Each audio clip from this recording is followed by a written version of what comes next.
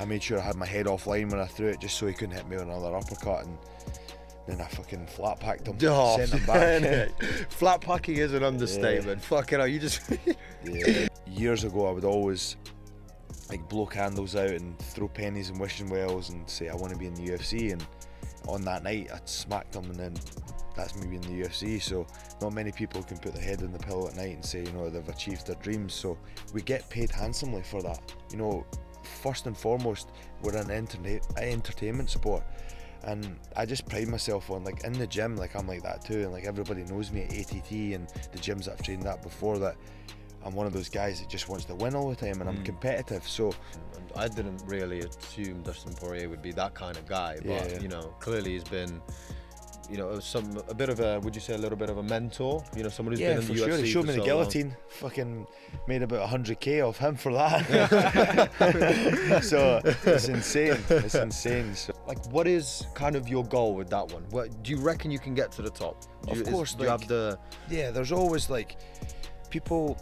I say this in a lot of kind of podcasts and kind of things I go on to. Like, I never even thought I'd get to the UFC. I just thought, right, I'm going to give it a crack and see what happens. I really enjoy the sport. I really enjoy what it gives me back in my day-to-day life. So why not? Let's just give it a crack. And as I started to get better, and as I started to grow confidence in the training, the goal seemed to get a little bit closer every single time. See, the thing is, mate, like I said to you before, it's a superpower that we have now. Like, if you don't train martial arts, like, I'm fucking tying you up in a knot and holding you down, and I could fucking take your pants off if I wanted. It's fucking, do whatever. Exactly, you know. All right, well, welcome back, guys. Really great episode today. We've got Chris Duncan. Welcome, Chris. Thank you for coming mate. down Oh, from thank you all the way from Stirling, mate, from Scotland.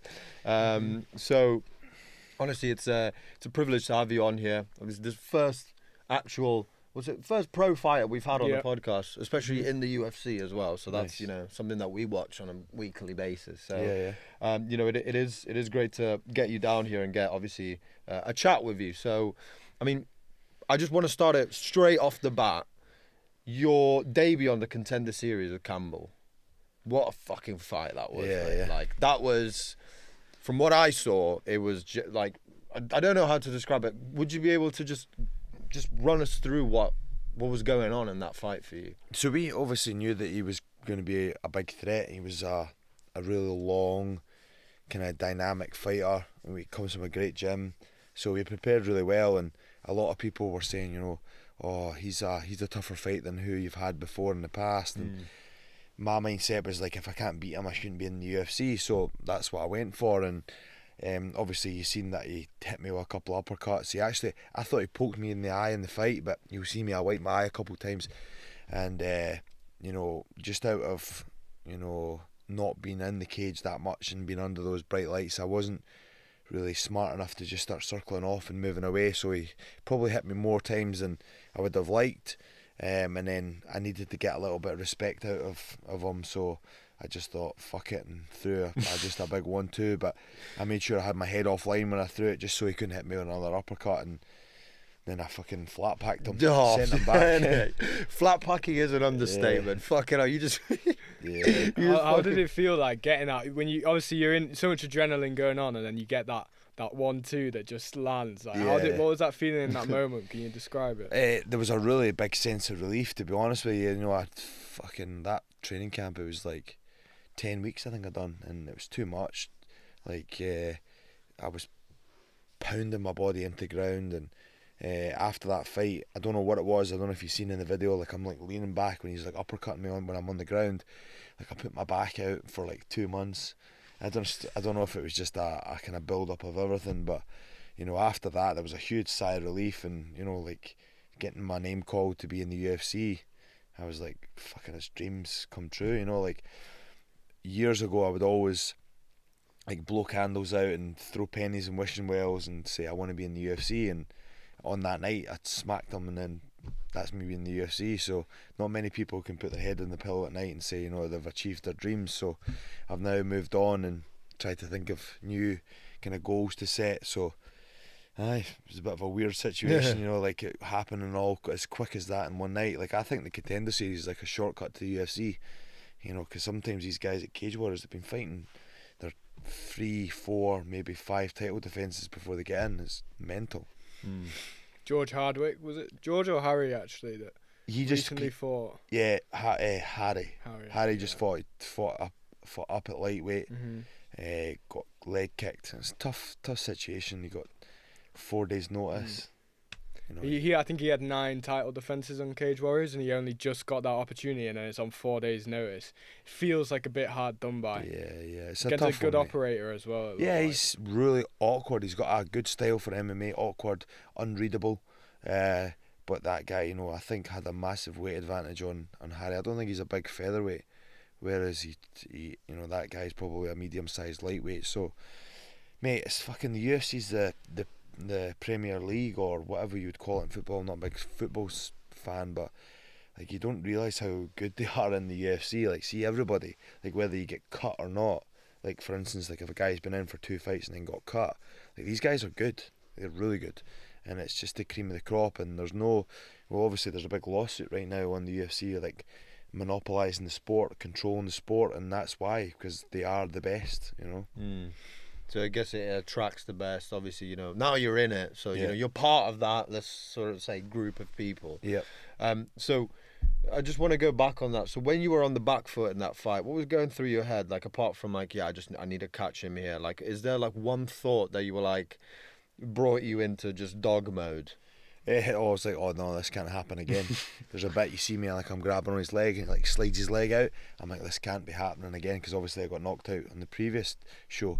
But I was like, I need to get a bit of respect to him. He's just coming forward. So, and then I just kind of threw that 1-2, and then that was good night. Sent him into Star Trek.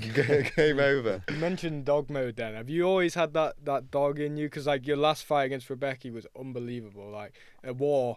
Every fight you seem to have is a war. Yeah, like, well, I try not to, like, but it's just my mentality, you know. It's like a big thing for me, man, is like, see, I know that, I hope this doesn't come across like I'm a fucking prick or anything like that, but see, now I'm starting to, you know, excel and be in the UFC. A lot of people have got stuff to say about my career, and then all the top guys, like, for instance, one instance, a couple of guys who I really respect back home said, oh, you can't have too many fights like that. Meaning my last fight, obviously, you know, you don't want to be getting punched for a start. Yeah. Secondly, the only reason why they say you shouldn't be in too many of them is because they can't be in any of them.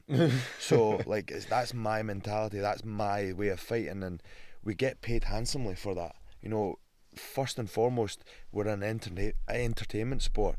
And I just pride myself on, like, in the gym, like, I'm like that too, and like everybody knows me at ATT and the gyms that I've trained at before, that I'm one of those guys that just wants to win all the time, and I'm competitive. So, you know, a lot of people have got a lot to say about my career now, and it's just because I'm in the limelight. There's like no bad blood there, and I hope I don't come across as a bit of a dick, but you know, a lot of people are saying I should do this with my training and do this, I should come over here and do that, and you should work on this. I'm like, yeah, I know, it's fucking, like, I've got fucking bits that I'm working on, and my coaches at ATT are really hammering down what I need to do, so like, I get it, but I'm getting paid. And like, the guys like Hunter Campbell, Sean Shelby both came through the back when I'm getting stitched off, shook my hand and said, well done, that's the type of fights to be like in the UFC. So that's what I'll keep doing, because I want paid. ATT is like obviously one of the best gyms to be at as well. So you go over to America, prior to your fights, don't you? You spar with the people like Dustin Poirier, etc. Yeah. How much has that like brought on your game since doing that? Yeah, for sure. You know, at the very, very start in like 2021,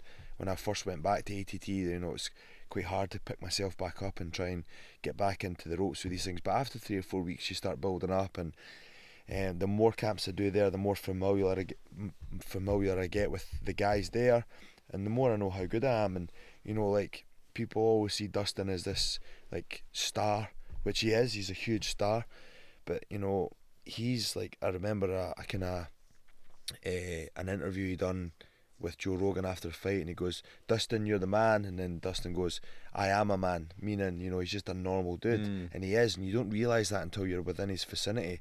You know, the guy's a really influential character, and you know, he's bumming me up in the training, asking me a couple of things and helping me out, and I ask him a couple of questions. You know, he's just a normal dude.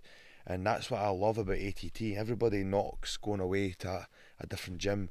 Oh, that's a big gym, you'll be pushed to the side. You won't be, you know, if you're talented and hard working, you know, these guys navigate towards you. You know, I didn't, like Mike Brown, you know, showed me loads of love when I got there, and so did Thiago Alves and Dustin, just because I've got the will to win, and you know, I'm wanting to learn. So, you know, I hate people that knock the big gyms, you know, they're so good. I mean, I think obviously it's actually pretty good to hear, because we don't get to hear things like that every day. Like, you know, the behind the scenes, what these guys are actually like. I mean, I didn't really assume Dustin Poirier would be that kind of guy, but you know, clearly he's been, you know, a bit of a, would you say a little bit of a mentor? You know, someone who's been in the UFC sure. He showed me the guillotine. Long. Fucking made about 100k off him for that.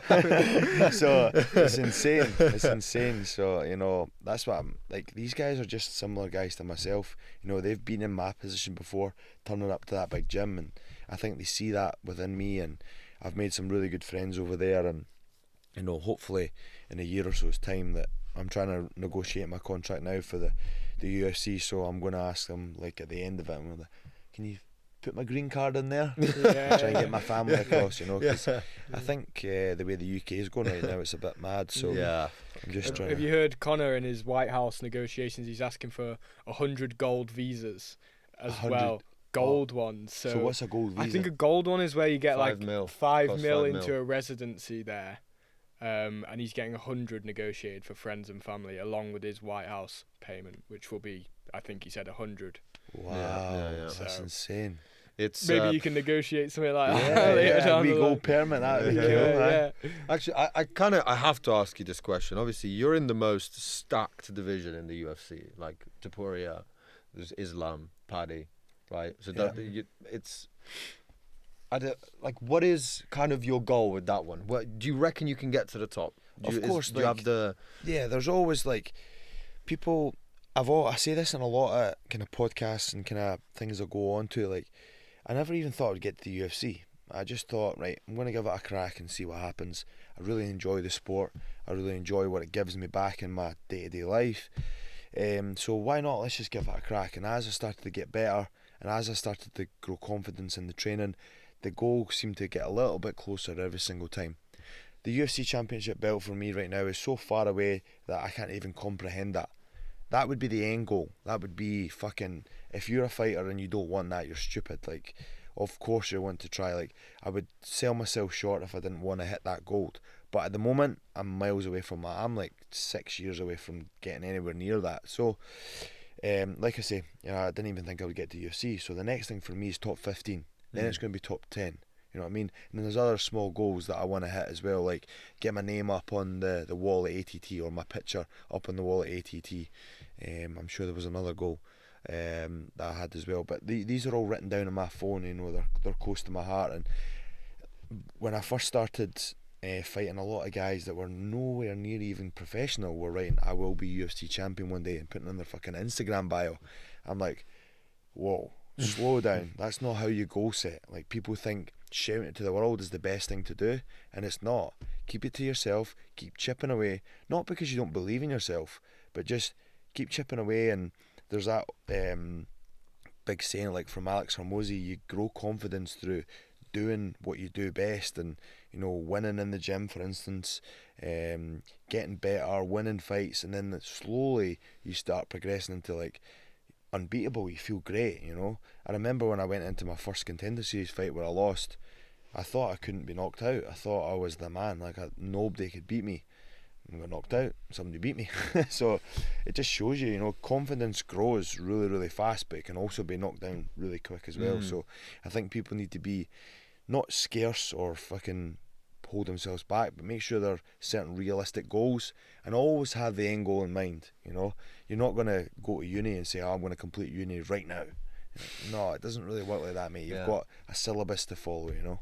Yeah, no, I 100% agree with you. You have to, you know, crawl before you're able to walk. Exactly. So, you know, exactly. It's 100% something that, you know, I really respect that, because having it by yourself, you know, there's goals that are just there. Well, No, not anymore. No, but you know what I mean. People will ask, and then I'll tell them, you know. But you know, I'm not going out there and fucking doing it up, like getting a video of my face and just videoing myself and saying I will be UFC champion one day. It just doesn't work like that, you know. Like you only hear that from like for instance UFC athletes, you know, when they're getting quite close, when they're getting to the top 10. I can get there because it's a little bit reachable, you know. They don't want to fucking shoot themselves in the foot, you know, because anything can happen. Fucking blow my knee out next week, you know, and that could be me off for a year. Then I might never get it, you know. So I think just be realistic and, you know, obviously have it in the back burner.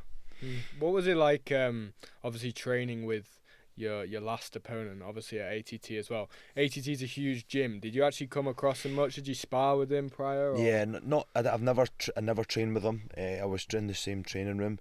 There's a little bit of a backstory to this. So when I had my debut in the UFC, I was meant to fight a guy called Mikhail Figlak, and he was in Cage Warriors. Don't know if you maybe know him, the Figlak brothers, Polish guys. He pulled out, he damaged his knee, and then obviously I put up on my socials that my opponent pulled out, and Mateusz Rebecki had called me out on Twitter, but I'd actually spent a little bit of time with him in the dorms, so we passed each other a couple of times, and I thought, we're supposed to be fucking teammates. And I was about, you're a fucking arsehole. And I said to him on Twitter, I was like, get in line, mate, everybody can get it. And then that was kind of the end of it, and it never materialised. And I remember he came into the gym about 2 fights later. Hey brother, respect, you know. I said, nah, no problem, bro. It's like, we're just trying to earn money. It's fine. And then when I got the opportunity, well, I'd heard that he'd turned down 2 fights and he would already been at ATT, and it was just due to short notice, not because he didn't think he could beat the opponent, but it was too short notice. It was like 4 weeks, 5 weeks, and not many fighters can cut that weight in that time. So I heard about this and thought, yeah, I'll fight him. And that was probably a wee bit nasty on my end, because I thought, I'll give him his wish. If he wants to fight me, there we go. So I just, before I even signed the contract, I got on a flight straight over to Miami where he was training, just to prove my point. And, all right, mate, good to see you. And then he knows that I'm serious. And you know, it wasn't really awkward. I just had to kind of make my presence there. And a lot of people within the gym were like making it a joke. Hey, get a photo with me, you know, come get a photo, you know, you're in the same training room. And in my head I'm like, these guys might think this is funny, but I'm going to punch fuck at him very, very soon. And it, like, that's how I felt in my head. I'm like, and then you see Mateusz in the weigh-ins, you know, smiling at me. And I remember we were walking around the back, and I said, remember, mate, tomorrow we're fighting. It's not fun and games. And he was like, oh, what? And I was like, remember, tomorrow we fight. And he's like, oh, of course, brother, yes. And I said, let's make this fight of the night. And he's like, okay. And he was trying to like be almost like friendly, and I just didn't want that, you know. I just wanted to go out there and fight. And much respect for him now, you know. He was a great training partner. Like, he was a great sport when we were in the gym. There was never any animosity, but maybe more from my end. But like, he was a good guy, and now I'll help him prepare if he ever comes back to ATT, and hopefully vice versa, you know. Oh, you guys had a fucking war. Yeah, still got the cuts on my face. They're not healing up. Still a bit red and mental stuff. Like, what did you feel after the night? Because a lot of people are hailing that as one of the fights of the year. Yeah. And obviously you got the fight bonus that night. Yeah. So still not in my fucking bank account yet. Oh really? No, I think Dana, mate, pay up. Bro, you've already got a bad reputation. Come on, fuck it. Actually, on that, what do you think about that? Do you think you guys should be paid more? Yeah, we will get paid more, I think, when the new deal gets settled. Yeah, I think so. I think it's going to go up to 100k bonuses with the new Paramount deal and stuff like that. But that's a big one as well. Mate, I'm not like, when you first start, I don't know what, like, obviously you work with Gym King stuff, I don't know what you do, but you don't just fucking rock up and go, I'm going to be the manager. Like, you've got to go up, you've got to turn in, you've got to, for instance, for me, I used to be a farmer. I used to go in and fucking sweep the floors to start off with. Then I got the privilege to do other things. It doesn't work like that. So when you sign the dotted line for a contract, you might be only getting your 10 and 10. And it's like not much, especially after you pay your manager, your gym, and all your fees from your coaches. You know, you don't end up walking away with much, but you're in the UFC, you've got a goal in mind. You know, it's that's what contracts are for. Yeah. You don't need to sign it. You could ask for more money and they would refuse it, but then that's your choice. So you've got to kind of go with that, and you've got to believe in yourself in that sense. But you know, the the pay isn't great at the start, but neither is an apprenticeship pay. You know, if you're an apprenticeship plumber, you know, you're getting what, fucking $7.80 or whatever it is for an apprentice. I don't know, but you know, there's always these little nuances that the media like to clickbait. You know, and the UFC's now giving me the platform to do this full time. I think they give you a really good, like you say, platform, like social presence as well, because you look at PFL, you look at Bellator. I wouldn't be able to name that many Bellator or PFL fighters, whereas I can name a whole lot of UFC fighters. Yeah, I think they give you that press conference vibe as well. You get your chance to speak, give your personality across. They do a lot. As soon as I put that UFC, like, on it, everybody's seen that I was going in Contender Series, I think I grew 10,000 followers. Maybe 8,000 followers, I think, because I was under 10,000 and I went up to like 12. I was like, whoa. It's like, Jesus, I just put the UFC under my name, and then just all these people started following me. It was mental. It's like, fucking brilliant. This is what I wanted to say, actually. I mean, there's two ways about it. Like, one, you know what you're signing up for UFC at the start. You're not going to be getting great pay, but as you said, it's a massive platform. But also on the other side, this is like a multi-billion-dollar organization that is kind of like the Premier League. You know, it makes billions of like pounds, but it also compensates its players because that's the product. That's what actually gets that money in. So I mean, there's like two ways around it. And obviously, you know what you're signing up for, and as you said, it's your dream. So it's not really like, would you say it's a job? It's like, it does become a job. Like, there's the kind of the training itself doesn't feel like it because I really enjoy that, but everything else that comes along with it, the seminars, even just this, you know, this is kind of part seminars. Like, I teach like techniques, like I'll go to a gym. Okay. So even this is really work. So I'll say to my missus, I've got to go down to Leeds for work, and people don't realise, like, this is how, for instance, a fighter can, you know, build their online platform, like get sponsorships from this. You know, you might know a guy that you might know, and he goes, oh, I like that guy, I'm going to sponsor him, he's a good guy. You know, that's worth its weight in gold for me. So I like to do these things. I don't do them with everybody. You know, I make sure that for instance, I knew you from obviously being down at the fight division, and we grew a rapport from that. So that I'm like, I'll go down there and do that for sure. I know him, he's a good guy. You know, it's fucking, that's the way it works. And like I say, this is what makes us fighters earn a wee bit more cash on the side. And let's be honest, you know, if you're in the UFC, a lot of people do ask. And I think this is super important, and not a lot of fighters do this. I think they're quite shy about it and don't really want to do it, you know. I feel like it kind of like, I agree with that, but do you not think it also kind of, a lot of fighters, I think, have the mentality, it's kind of like rappers coming onto podcasts. They're like, oh, I've got this like bad man persona. If I go onto a podcast, like they think it'll like make them look a little bit like, I don't know. When in reality, it's just like, you know, you're growing yourself, you're growing your platform and stuff, and you get to talk about your story, which not many people hear on a daily basis. Of course, you want to be, what's the word I'm looking for? You want to be like relatable. People want to be like, could I be like that guy? That sounds a bit weird, but like, you know, like they want to like have some sort of like attachment. You know, like, oh, he's done the same as me, you know, and why can't I do that? You know, I think that's really, really important. So obviously people look up to guys that are in sports. You know, I look up to tennis players, golfers. You know, I'm like, what's his mindset when it comes to, you know? So it works in roundabouts. You know. Yeah. Did you have a fighting inspiration, like when you were? A little bit of for sure. I had a little bit of a kind of story about that. So my nickname was Podgy when I was younger, so I was a little bit fat. So I used to have a flat screen TV in my bedroom, and I used to always catch myself watching TV in the middle of the night, like fucking just being lazy and eating food. So I thought to myself, I don't really like that name. I didn't really care. It's not like they were bullying me or anything like that, but I just didn't really like it. So I thought, fuck it, I'm going to put a little sticker on the button where it's red on the TV and put a wee star on it, and that will remind me to do 100 sit-ups, 100 push-ups, 100 squats before I go to my bed at night. And I did that maybe twice a day. And I remember I turned the TV on when I was doing my squats, and I seen Donald Cerrone head kick Melvin Gillard. I was like, what's this? This looks amazing.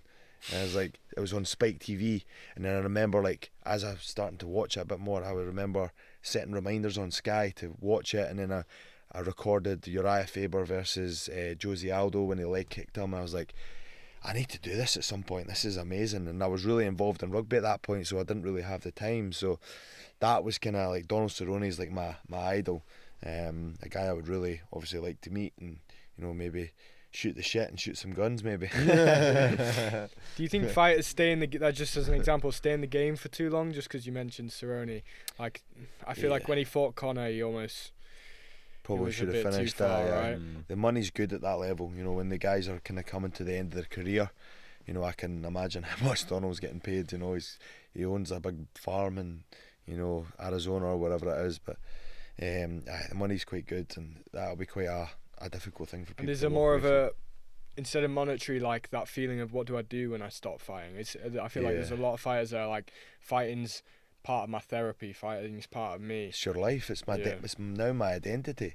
Chris Duncan, the UFC fighter, and it's quite hard to like imagine I got cut. That would fucking ruin my life. You know what I mean? Your identity's so built, and you're so focused on that one thing that that's all you believe in. So then it'll be a difficult thing for somebody to fill that void. I'm quite switched on. I think I'll know, you know, like for instance, if I do ever get cut, I don't think I will, but like I'll be able to fill that void and I'll fight elsewhere because of the love of it. And you know, I've got things set up already that fucking if it all goes tits up, you know, I've got something there for my family, you know, and that's only because of fighting. You know, things that I can, and it's money, to be honest with you, and the UFC have provided that with me, so I'm starting to kind of lay out foundations for when I'm retired, you know, which is a really cool thing to think about. You know, I would never have been able to do that when I was 18 to 20, you know. That's inspiring, man, because obviously, like, you've gone from one situation where, you know, people were like, you know, poking fun at you, and then obviously you've gone, and like, it's like a sliding doors when that Donald Cerrone fight came on, and now obviously you're here. So obviously I'm pretty sure you're, you know, I'd hope you're happy with yourself and proud of yourself, because that's fucking madness, mate. Like, fair play. I mean, my missus hates me when I say this, but like, mate, if I fucking died tomorrow, and I would be pretty happy with what I've accomplished. You know, I've got 2 beautiful kids, a wife, fiance. You know, I've done everything I possibly could in my power to get to where I am today. So, you know, I'm pretty happy, and you know, that's a kind of good thing to be at peace with yourself with that sort of stuff. So, yeah, crazy sport in a way. What age did you actually start fighting? Like, when did you first get into it? So this is a wee bit of a long-winded story. So I this is kind of my story. So I had my first fight when I was 21. So my mother was murdered in 2014, April 18th, and that was the day of the weigh-ins to my first ever fight. So I still went ahead and went with the fight, won the fight, and I was a shepherd at the time, I was a farmer, and I thought to myself, what the fuck? I remember standing fixing a fence and the water was dripping down my arse. I was like, what am I doing? This is stupid. Like, my mum's life's just been ripped away from me. Like, why am I not enjoying my life? So I thought, what do I enjoy? I enjoy fitness, I enjoy the gym, and I also enjoy fighting. So I thought, I'm going to go into the gym and just have a crack at that. So I quit my job, and you know, I was kind of in limbo, and I thought to myself, I could maybe do this. And then I walked up the steps in the gym, and there's a guy, Chris Crow, who I just visited in Malaysia there, and he goes to me, he's like, what are you doing here? I obviously told him the story, and he's like, what are you doing then? He's like, do you want a job here? And I was like, have you got something? And he's like, I could give you part-time hours here and then part-time hours in a supplement shop. I'm like, perfect, let's do it. And I found, I call it the ostrich effect. I found a lot of peace, obviously with everything going on, with my mum being murdered and stuff, that if I just buried my head into the sand when it came to MMA, I didn't think about all the stuff that was going on outside. And then that was like my release. I had 2 hours in the morning, 2 hours at night. I didn't have to think about what was going on. So that was like my clarity. And so I really, for about 10 years, you know, I was just head into it. And, you know, that's helped me get to where I am today. So out of something super traumatic has been something super rewarding.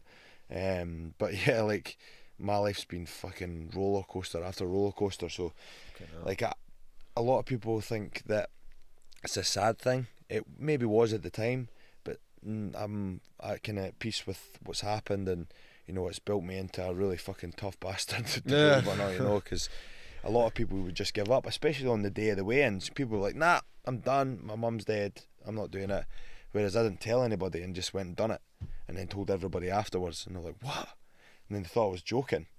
And I remember standing in the club and drinking with my ex-girlfriend at the time and thinking, I don't fucking want to be here. Why am I doing this? This is shit. So it gives you some real clarity. When you're really at the bottom, you get some really good clarity. And call it a wee bit of mental health. A lot of people kind of throw that card out there right now, but maybe that's how I dealt with that. I think everybody deals with it differently, you know. Well, that's fucking Do crazy. Do you use that as like would you say you have like a bit of extra? Do you enter like a dark side when you're going into that octagon? Does that spur you in a different light to what other people may have experienced? Yeah, it's given me a little bit of a nasty streak, all that sort of stuff. My upbringing and that.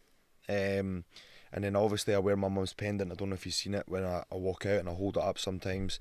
It's got, my mum was alcoholic, drug addict, homeless, so she had no possessions. So like, I don't have any pictures of my mum, which is mad. I've got two actually. It's like, it's my mum. How the fuck have I not got pictures of her? And just things happen. So I've got her old wedding ring from her ex-partner, and that's her only possession, and I wear that around my neck. So I keep that really close to me when I go out there. You know, it's part of my journey, a really big part. And I think that's probably where I do get my nasty streak, because, you know, you fucking realise, like, you get frustrated with. I get jealous, actually. That's maybe the better word to use. Like, for instance, my fiance, I was in America training at the time, and we were doing a gender reveal for my son. We popped the balloon, it was blue, and then she kind of cuddled her mum and cuddled my daughter, and I'm like, how does she get to share that with her mum, and I can't do that with mine? And it's a weird mindset it puts you in just because you're jealous, but that's just kind of the way it is. But it was a mad situation, but like I said, you know, we are where we are right now, and you know, a lot of people, like I know maybe 2 or 3 people are kind of in the similar situation as me. They've lost a parent, and they're going, I feel, maybe not the complete opposite direction, but they still, it's like a crutch they use a lot, and I think they should use it as motivation, you know. Like, nobody's going to fucking come in and pat you in the arse and be like, it's okay, don't worry, you know. Everybody's got their own fucking problems, you know, you. It's just something you got to get on with, and you do your family member a disjustice by, you know, fucking going in a hole and crying about it all the time, you know. What was it like? Did you feel a sense of pride when you won your first UFC fight? You know, after, you know, obviously everything that happened. Was it like, you know, would you think right now, like, yeah, I did my mum proud, I did my mum a good service? Yeah. So my first 2 fights in the UFC, I won, didn't get the mic, 2 decisions. Then I lost my third, and then I won my 4th by guillotine in the first round. And I got the chance to give her a shout out online. You know, I was crying my eyes out and all that. Fucking is what it is. But I was happy, and like I said, my mum had no possessions, so I wanted to like get that out there, and you know, that's something I can always look back on. And you know, I done you proud, mum. You know, kind of cliche, but you know what I mean. There is something now that she'll be remembered for, me giving her a shout out to my bonus. You know, so that's something that I feel like I could give back. It's quite a cool thing for me to do. I was getting some slating online for crying on the mic and that, but I don't give a fuck. Yeah, I wouldn't listen to the external noise. You said about the rappers and shit, and you're like, nobody cares. I don't care. Like, I'm a big soft bastard. Like, my kids make me cry all the time. It's fucking unreal. See, that's good though. Like, you know, because I feel so many people have a misconception. If you're a UFC fighter, you're a tough cunt. You know, you can't cry. You know, you have no feelings pretty much. But you know, you're a human being. Obviously, your job is your dream that you're doing right now, and you know, fair play. Like, it's. I mean, I personally couldn't stand in an octagon and get hit. I'm just too much of a pussy for that. But so what's kind of, I'd say, I wouldn't say like, obviously we talked about going for the title and whatnot in the future, but what is kind of like the most immediate goal that you've got? What have you got next on your cards? Top 15 would be it. Top 15 or get my picture on American top team wall. Is that how it works? Top 15? I don't think so. I think anybody. I think I'm just like top 15 of that picture would be good. Like, their 2 goals are quite similar to me. I know where I'm going, so you know, I've got a clear sight of it. But you know, like I say, you've got that long term goal. You know, it feels so far away right now, but next minute it's just chapping on the door. You know, because it was like UFC. Like, I was in the middle of COVID, and my manager phones me, you've got a shot in Contender Series if you want it. I'm like, what? I was like, you're kidding. He's like, no, if you want it, you can take it. I was like, fucking hell. Of course. He's like, if you want it, you can take it. Fucking hell, yeah, obviously, man. How important is like consistency for a fighter, turning up day in, day out? How much does a break hurt? Like, if you took like a month out, how much would that actually set you back? It's probably more mentally that it would do anything. It would probably help you taking a month off, but the fighter mentality is go, go, go. Consistency works in kind of two separate kind of things. With consistency, you're getting the volume of training, and you know your body's getting conditioned to the training. You're getting fitter, you're getting stronger, you're building on your discipline. But secondly, like sometimes like you don't want to go to training. Like when was it? Monday. I didn't really want to be at training because I'd been out in Malaysia. I was jet lagged. I'd had a drink on the Monday, so this was the Friday I was training. Sorry, and. I didn't really want to go, but I still turned up and I had a really good session. But I was working on things maybe at the latter end, you know, for instance, if Adam was on top of me trying to choke me, I know I'm working on my defence, and you don't really think about that in the moment, but he got me in a couple of bad positions and I was working on my defence, and I actually learned a couple of things about that defence, and I was like, so that's a quite good kind of nuance to it, like turning up when you're fatigued and working on maybe the latter end. Maybe the young guy would never get you there in the first place, so you don't get a chance to work on it, whereas I did in that instance because I was fucking shattered. It's interesting actually. So basically the fact that you let him, well, not let him, but he got you there, actually helped. It taught you something new. Yeah, because always people say, you know, put yourself in that position, like maybe shoot a shitty shot. You don't really want to shoot shit shots. You want to make sure you're landing.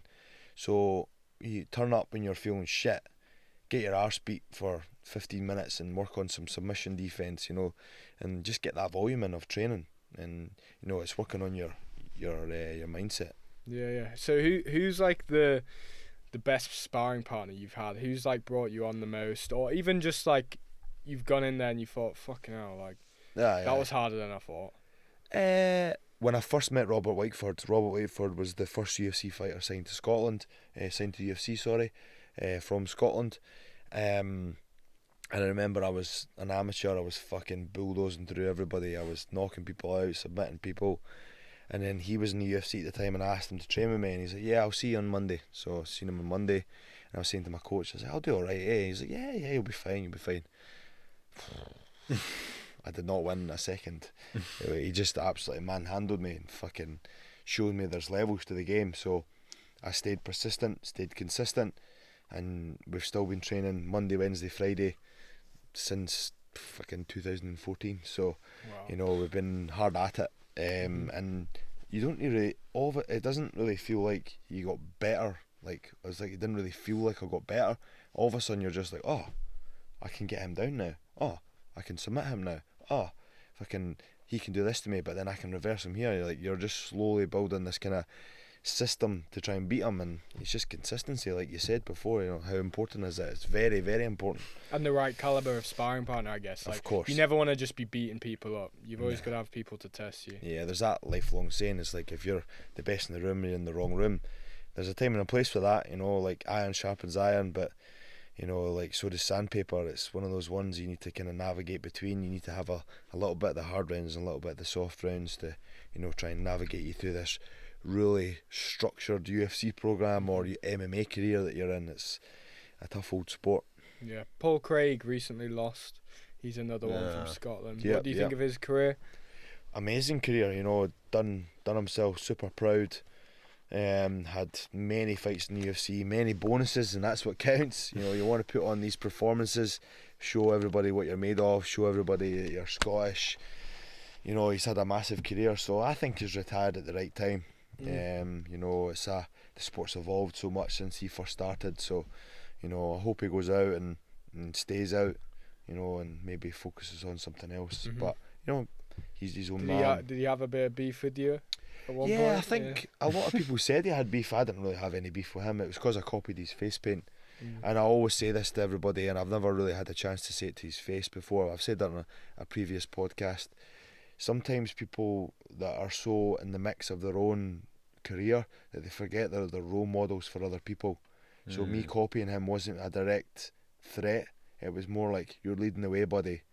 let's join together, and you know, and he didn't really take it that way, and I was a bit disappointed, but you know, it was his face paint. He done it first. Who cares? Yeah, in fact, Mel Gibson was the first. Yeah, exactly. So anyway, well, I mean, I feel like you can't trademark a face paint. Can you? So Mel Gibson's not even Scottish as well. I know. But it was just the whole thing. You know, I think it was just blown out of proportion. And I hope he realises or watches this or whatever and sees that, you know, maybe at the time he was maybe a bit clouded by his own judgment, but you know, you got to remember, I'm just a young guy coming up. I'm just at the start of my career. How many fights did he have? 18, 20? Yeah. So I'm 6 fights. I'm a baby in this sport. So he should really be like, okay, maybe he was trying to copy me because I'm leading the way, and that's what I thought about the full situation. But do you think sometimes getting entwined with some of that like beef and that drama of the UFC, that will obviously one, give you a bigger paycheck, but also progress your career faster? And would you ever get involved in that, or are you just strictly fighting? I think when it comes to the time for me to start allowing myself to talk, and you know, it takes two to tango. I mean, I know we're going to start shouting at people, and if they're not going to be if they're respectful back, like for instance Rebecca, you know, was in the same bloody gym as him. You know, we could have been fucking. He was number 8 and I was number 9 in the dormitories. I could have been fucking sliding stuff under his door and, you know, pissing him off. But you know, we were respectful to each other. But you know, you'll get your guys like Kiefer Crosby, a bit of a fucking loudmouth, or all that sort of stuff. You know, I think it will happen eventually. You know, Colby Covington is a prime example of it. He'd be a good fight. I think I'd like to fight him actually. That'd be a good fight. Weight category up for me. Yeah. You know, he's kind of on the down, or well, maybe not, but you know, I think it would be a good fight. That'd be a cool that would fight. Actually. Yeah. Did you hear the UFC like they were gonna cut him and then they told him to create this personality? Yeah, I think he was like. I think what happened was he knew he was going to get cut, so he thought, fuck it. He was like in one of those attitudes, you know, you're like, you know, that way sometimes you're like, say for instance you've had like a bad argument or something and you go fuck it, you just throw something down that smashes, and like 2 seconds later you go, oh fuck. That's kind of what he done, I think, and he started shouting at the Brazilian fans, and then they were like, this guy's hated, he's like the heel.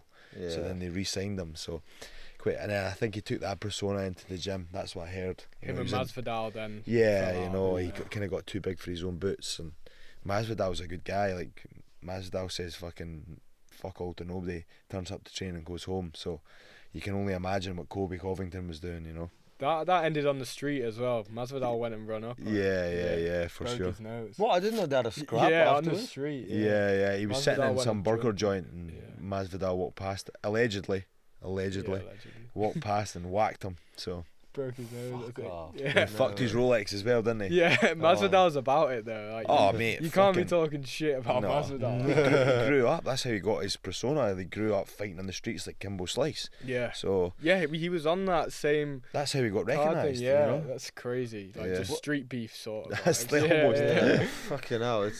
It's like you must get to meet like so many mad people. Who's the craziest person that you've met since being in the UFC?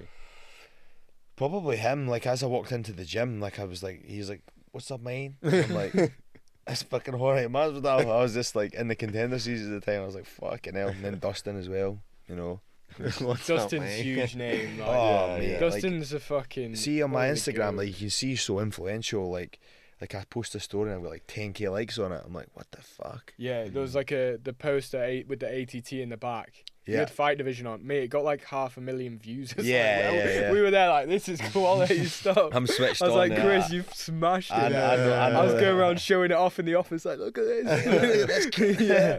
This is just a Scottish guy. yeah. Yeah. So he's obviously super influential. Yeah. Have you had a couple tear-ups with him? I feel like you two both have that like dog. Yeah, like yeah. that's probably why he recognises you and goes like. For sure. We've not That's it. had like heavy sparring. You know, we've kind of crossed paths, and like he's kind of almost getting ready for a fight, or he's just finishing. But we've had some good spars. We had some spars in the cage and that. But proper respectful. He respected me. I respected him, and you know, it was just good rounds. You know, really good guy, and mate, I was so lucky to be able to have shared a part of his career, and I was really fortunate to have him to show me some stuff as well. You know, I was asking him some questions. He's really tricky. He fucking hit me with a couple of left hands and a couple of jabs. He rocked my boat. I was like, holy shit. He's such a mad guy. But yeah, man, he's mad. Like so experienced. Like, his fight. I think he's better like in the fight, like the actual fight itself. Same with me. I feel like I'm better in the fight too. But mate, fucking hell, like he's so sharp. Like like sometimes we'll light spar, say on a Thursday with small gloves, and he's like pulling out all these smart moves. He's like, question mark, kick me in the inside, and it's just like, fucking hell, where are you pulling this from? yeah. And when he beat Conor, like he just like he like cemented himself in that legacy, like unreal. Stratosphere. Yeah, like absolutely unreal. What do you reckon? What do you reckon to McGregor? Like everything that's come out, obviously, apart from him being the UFC personality and what actually helped grow the UFC a lot, but what do you reckon to like everything that's fucking going on with him? Everybody's a bit like, fucking Conor McGregor's this, Conor McGregor's that. Like, if you really think about it, right, if you think back, like anybody who's been as famous as him, like Mike Tyson, they all done it. Like, too much money, ended up raping somebody, allegedly. I think Mike Tyson probably did rape someone. Like, you know, stardom brings you like fucking such a mad, you know, people are just running at you. Like, I was in services coming down here and some guy bounced out his car. Chris, what's happening? I'm like, I was like, last night I was out with my friends for a couple of drinks, so I was a bit like, oh fucking hell, man, what's going on? Like, Jesus, like, chill. I was a bit caught off guard. So imagine what he's like. Me, he can't go out, he can't go to the shop anymore. Like, he can't walk into the shop unless he's fucking hooked up with his glasses and that. So how often do you get recognised? Oh mate, so much, like, especially in Scotland, I bet. Oh mate, massive. I was in Witherspoons maybe 2 weeks ago. I went and met my friends. I've not seen my friends in like 5 years, 4 years. Do you want to meet up? Of course I do. Let's go to Edinburgh. We'll get it's a brand new restaurant out there. So we went in there, went into Wetherspoons. There was a fucking queue of people wanting to get a picture with me. I was like, what the fuck is going on here? And I don't go out very often. It might sound like it because I was out last night and then 2 weeks ago, but like, it's just been enjoying the win and that and trying to catch up with everybody. But man, that's fucking weird. That feels really weird. And I'm from a really small bit in Stirling, so like, I'm like, every day people are like, all right mate, what's happening? And I'm like, hi mate, and I just know that they recognise me.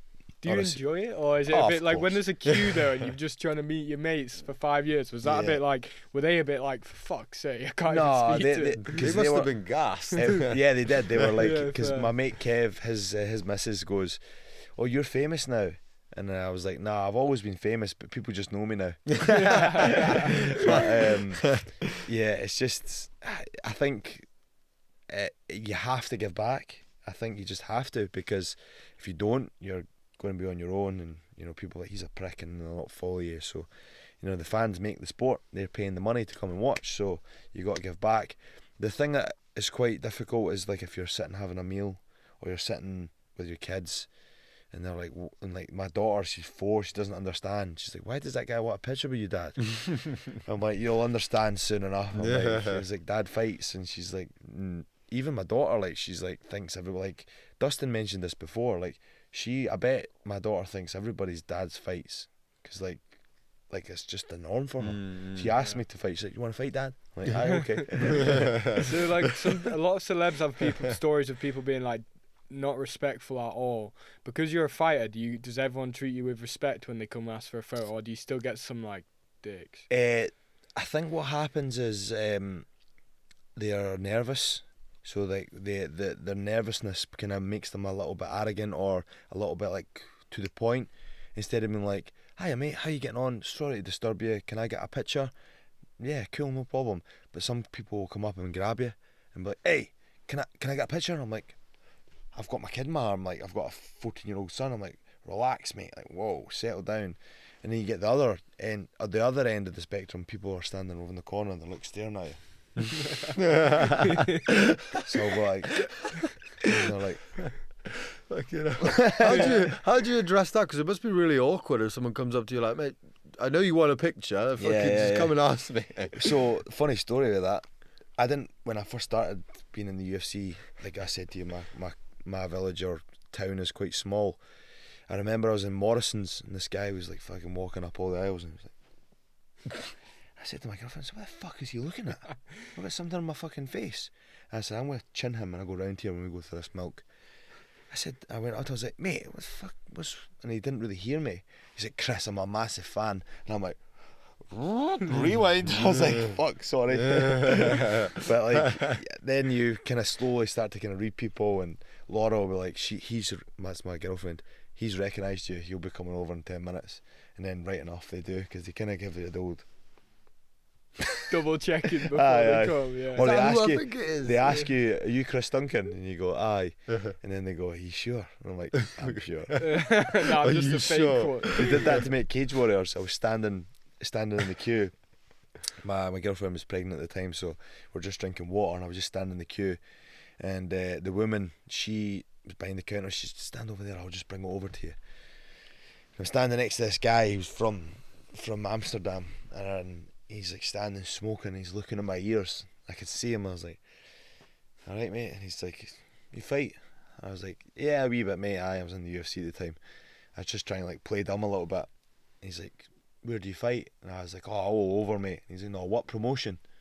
I was like, UFC. And he's like, no way. I was like, yeah way. He's like, what's your name? I was like, Chris Duncan. He's like, no you're not. I was like, I started getting my phone out to try and prove that I'm Chris Duncan. I'm like, mate, I'm not doing this. He's like, who do you train with? I was like, Robert Whiteford. He's like, I know Robert Whiteford. He's one of my best mates. You don't train with him. I'm like, mate, I do. Like, what are you going on about? And I was like, go on your phone. I was like, go right now and look. And I went from bottles of water, and he's like, oh mate, can I get a picture? And I was like, oh my god, what a weird situation that was. Yeah, he just didn't believe you. Yeah.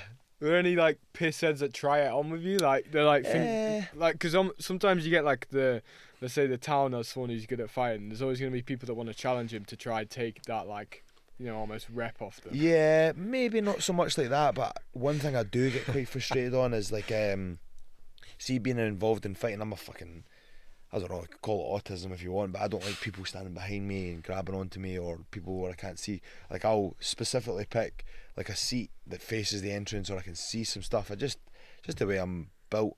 See people who come up behind you like getting headlocks and that pisses me off. Or grabs me and goes, do you think I could take you? How long do you think it would be? And I'm like, mate, and I'm obviously, you're both drinking, so you're probably like fucking a little bit feeling a bit gallus, you know? So I'm like, mate, don't. So people do that. They kind of poke the bear a little bit, but they never want to fight you. I don't think. I think fuck no, mate. Yeah. Obviously not. Yeah, like someone's going for a straightener with Chris Duncan and Weatherspoon. Like good luck to fucking them. guillotined at the front door. I reckon, to be honest, I reckon I'd have you, mate. I'm fucking tired. Do you remember? What's his name? Bradley Martin. Bradley, but do you know who Bradley Martin is?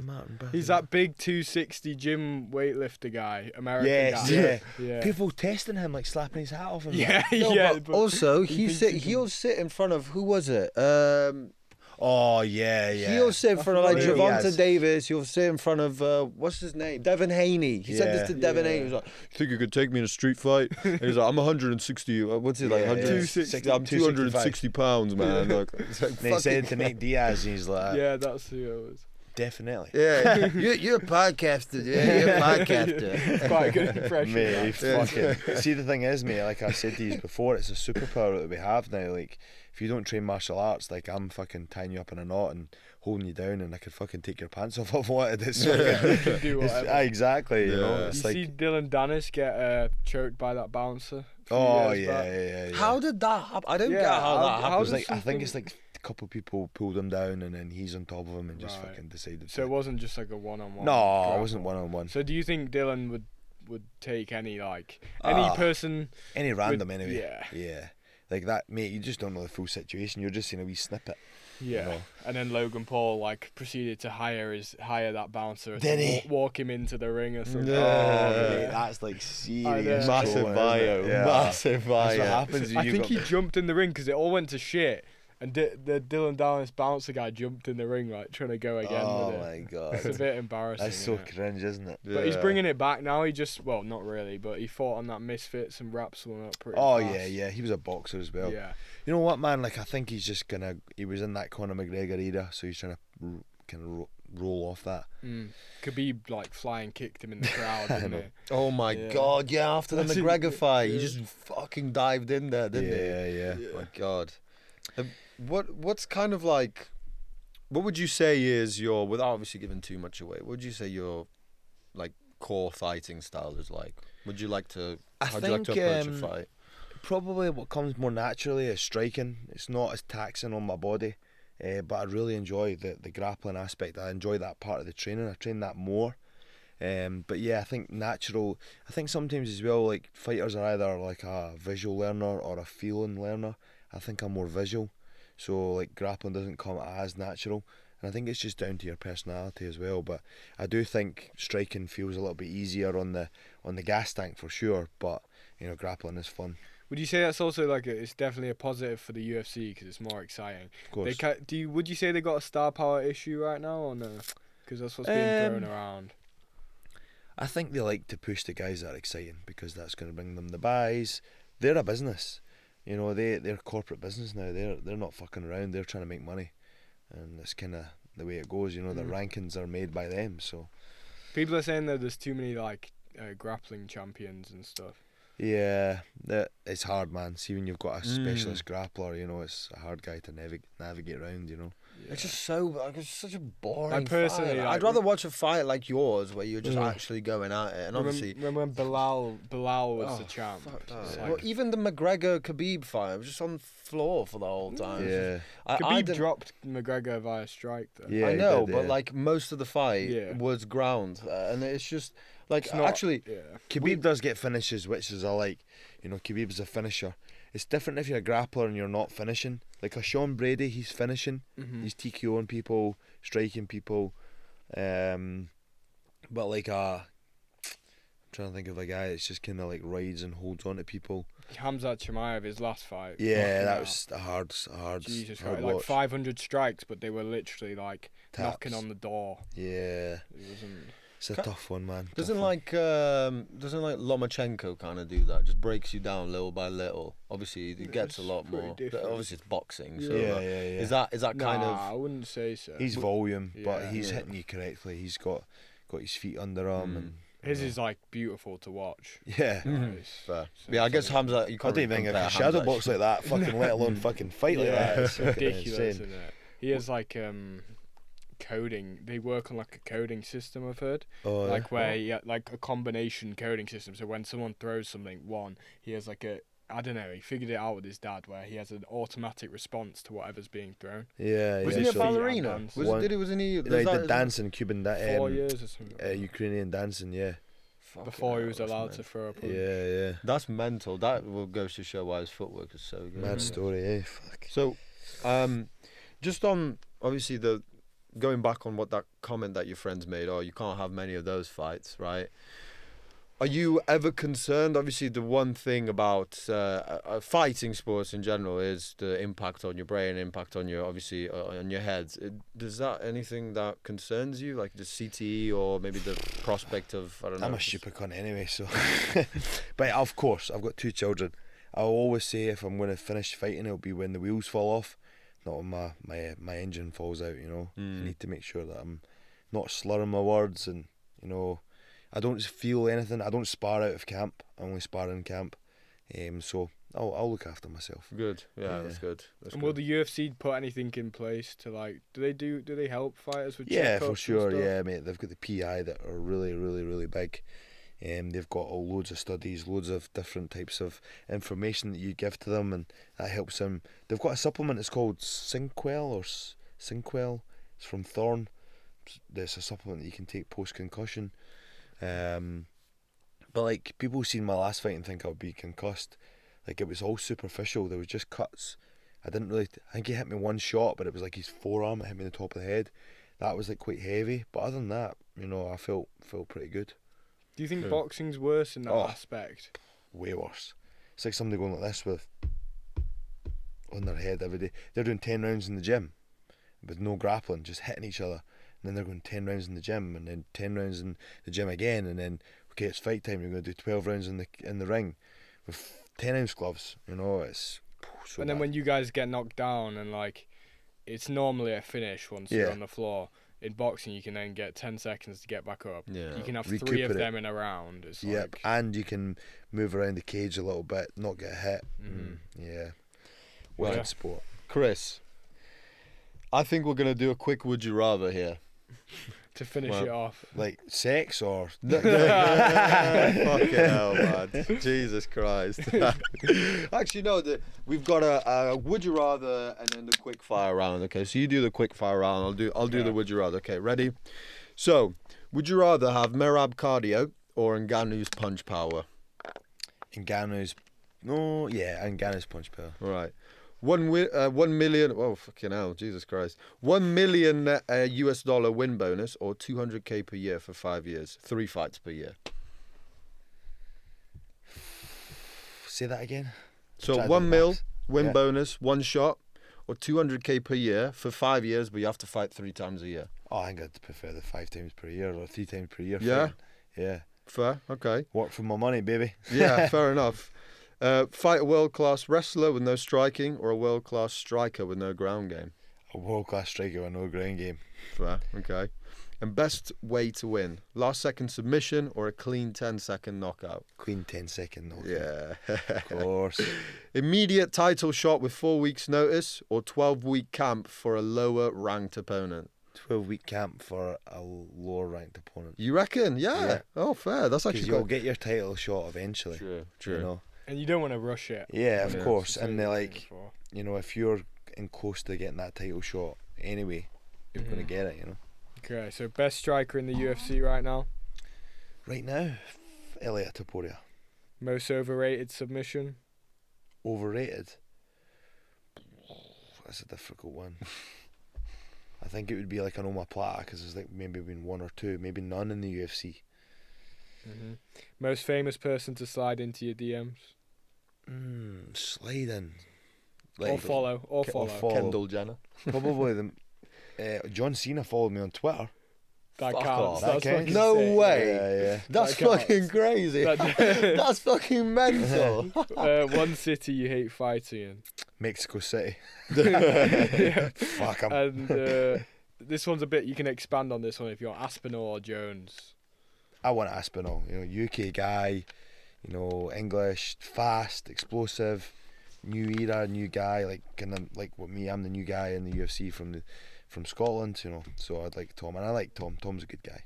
Yeah. This is my theory on it. Like, I reckon they were 100% always going to fight.